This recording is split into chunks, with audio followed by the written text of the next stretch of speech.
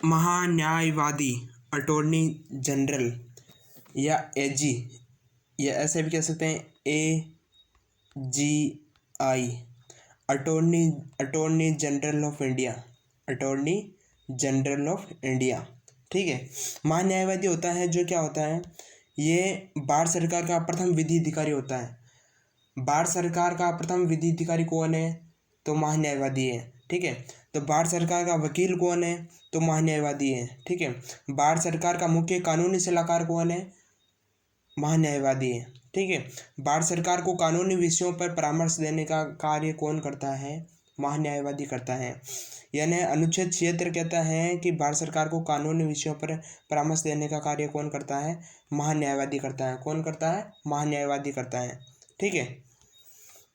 और महान्यायवादी को वकीलों का वकील भी कहते हैं, भारत का सबसे बड़ा कानूनी अधिकारी भी कहते हैं, और भारत का सबसे बड़ा वकील भी महान्यायवादी को कहा जाता है। ठीक है। महान्यायवादी होता है जो इसकी नियुक्ति कौन करता है, तो इनकी नियुक्ति करता है राष्ट्रपति। महान्यायवादी की नियुक्ति कौन करता है, राष्ट्रपति। और राष्ट्रपति के प्रसाद पर्यंत ही जो महान्यायवादी होते हैं जो अपने पद पर बने रहते हैं, और राष्ट्रपति महान्यायवादी को जब चाहे अब इसके पद से हटा सकते हैं। महान्यायवादी होते हैं जो अपना त्यागपत्र किसको देते हैं, तो ये अपना त्यागपत्र किसको देते हैं, राष्ट्रपति को देते हैं। ठीक है। और राष्ट्रपति होता है जो महान्यायवादी की जो नियुक्ति होता है, ये संघीय मंत्रिमंडल की सलाह पर करते हैं। यानी जो महान्यायवादी होते हैं, महान्यायवादी की नियुक्ति होते हैं जो राष्ट्रपति होता है जो संघीय मंत्रिमंडल की सलाह पर करते हैं। ठीक है। और राष्ट्रपति के द्वारा ही महान्यायवादी के वेतन और भत्ते का निर्धारण किया जाता है। तो भारतीय संविधान में महान्यायवादी का कोई भी कार्यकाल नहीं है, ये ओनली राष्ट्रपति के प्रसाद पर्यंत पर अपने पद पर बने रहते हैं, और इनके जो वेतन और भत्ते का निर्धारण कौन करता है, राष्ट्रपति ही करते हैं। ठीक है। राष्ट्रपति उस व्यक्ति को महान्यायवादी चुनते हैं जो सर्वोच्च न्यायालय का न्यायाधीश बनने की योग्यता रखता हो। राष्ट्रपति उस व्यक्ति को न्यायाधीश चुनते हैं जो सर्वोच्च न्यायालय का न्यायाधीश बनने की योग्यता रखता हो, या जिसने हाईकोर्ट यानी जो उच्चतम न्यायालय है उसमें 5 वर्ष तक जज के पद पर रहा हो, न्यायाधीश के पद पर रहा हो, और या उच्च न्यायालय में 10 वर्ष तक वकील के पद पर रहा हो, तो ऐसे व्यक्ति को राष्ट्रपति महान्यायवादी चुनते हैं या नियुक्ति करते हैं। चुनते नहीं, नियुक्ति करते हैं। ठीक है। भारत के जो प्रथम महान्यायवादी हैं वो कौन है, वह है MC सीतलवाड़। कौन है, भारत के प्रथम महान्यायवादी कौन है, MC सीतलवाड़ है, जिनका कार्यकाल था जो 1950 से लेकर 1963 तक था। यानी एकमात्र ऐसे अटॉर्नी जनरल थे जिनका कार्यकाल इतना लंबा रहा, 13 वर्ष तक रहा। कितना, एकमात्र ऐसे महान्यायवादी जिनका कार्यकाल लंबे वर्ष तक रहा, यानी 13 वर्ष तक रहा। ठीक है। अभी वर्तमान में भारत के महान्यायवादी कौन है, तो कौन है, के वेणुगोपाल, जो कब से है, 2017 से है। ठीक है। ये भारत के कौन से नंबर के महान्यायवादी हैं, तो ये भारत के 15वें नंबर के महान्यायवादी हैं।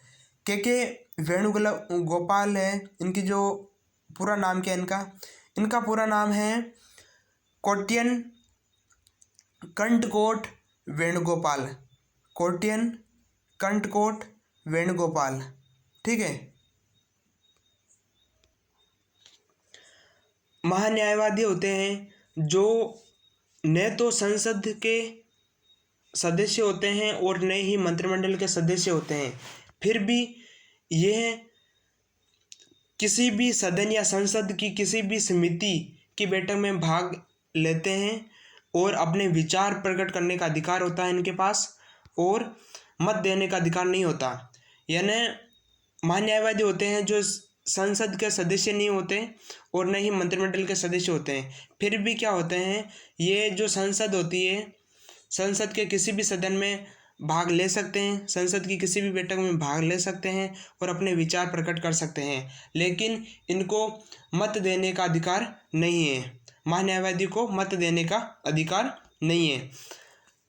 अनुच्छेद 88 अनुच्छेद 88 कहता है कि महान्यायवादी होता है जो संसद की बैठक में भाग ले सकते हैं, अपने विचार प्रकट कर सकते हैं, लेकिन इनको मत देने का अधिकार नहीं है। महान्यायवादी होते हैं जो भारत के सभी न्यायालय में सुनवाई का अधिकार,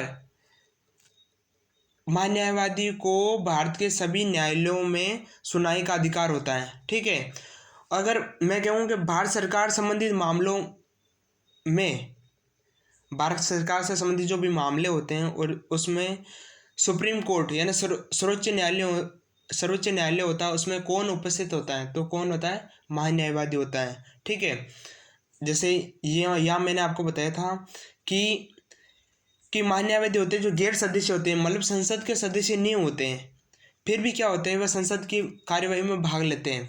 तो वे कौन होते हैं जो गैर सदस्य के रूप में संसद की कार्यवाही में भाग लेते हैं? तो कौन आएगा? महान्यायवादी आएगा। कौन आएगा? महान्यायवादी आएगा। और महान्यायवादी के कामकाज में सहायता करने के लिए कौन होते हैं? सॉलिसिटर जनरल होते हैं। कौन होते हैं? सॉलिसिटर जनरल होते हैं। महान्यायवादी को वकीलों का वकील भी कहा जाता है। क्या कहा जाता है? वकीलों का वकील भी कहा जाता है। किसको? महान्यायवादी को।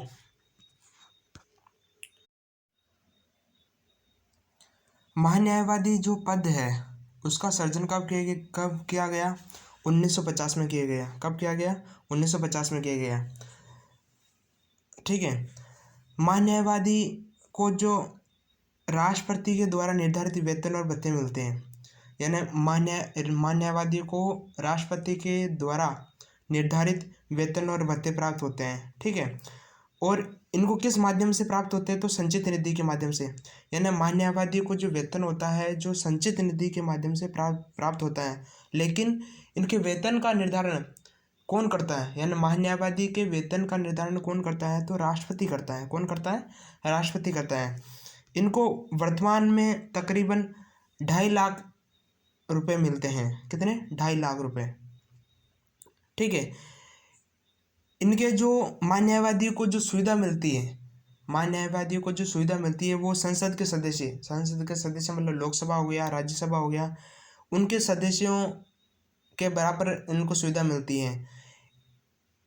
उनकी तरह उनको विशेष अधिकार और भत्ते प्राप्त होते हैं। यानी महान्यायवादी को संसद के सदस्यों की तरह ही विशेष अधिकार और भत्ते प्राप्त होते हैं।